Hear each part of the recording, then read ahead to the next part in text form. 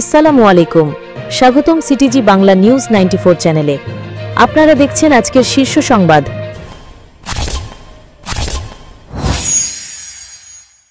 শিরোনাম: শেখ হাসিনার বিরুদ্ধে ট্রাইব্যুনালে জবানবন্দি দিলেন সাবেক আইজিপি মামুন। জুলাই আগস্ট আন্দোলনে সংঘটিত মানবতা বিরোধী অপরাধ মামলায় সাবেক প্রধানমন্ত্রী শেখ হাসিনা ও সাবেক স্বরাষ্ট্রমন্ত্রী আসাদুজ্জামান খান কামালের বিরুদ্ধে জবানবন্দি দিচ্ছেন পুলিশের সাবেক মহাপরিদর্শক চৌধুরী আবদুল্লাহ আল মামুন।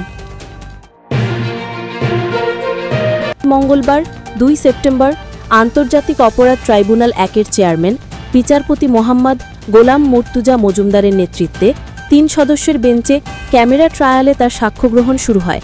বেঞ্চের অন্য 2 সদস্য হলেন বিচারপতি মোহাম্মদ শফিউল আলম মাহমুদ ও বিচারক মহিতুল হক এনাম চৌধুরী। প্রসিকিউশন সূত্রে জানা গেছে, সকালে কারাগার থেকে প্রাক্তন পুলিশ প্রধানকে আদালতে হাজির করা হয়। এর আগে গত 10 জুলাই তিনি স্বেচ্ছায় নিজের দায় স্বীকার করে রাজসাক্ষী হওয়ার আবেদন করেন।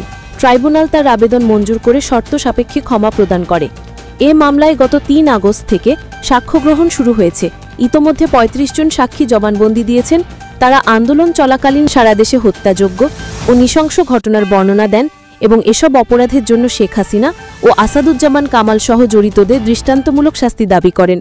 উল্লেখ্য, শেখ হাসিনা ও আসাদুজ্জামান খান বর্তমানে বিচারাধীন মামলায় অনুপস্থিত আসামি হিসেবে রয়েছেন। তাদের পক্ষে আদালতে মনোনীত আইনজীবী উপস্থিত থেকে কার্যক্রম পরিচালনা করছেন। এই ছিল আজকের সমস্ত আপডেট। আপনাদের মতামত জানাতে ভুলবেন না কমেন্টে। আপনার মতামতই আমাদের উৎসাহ দেয়।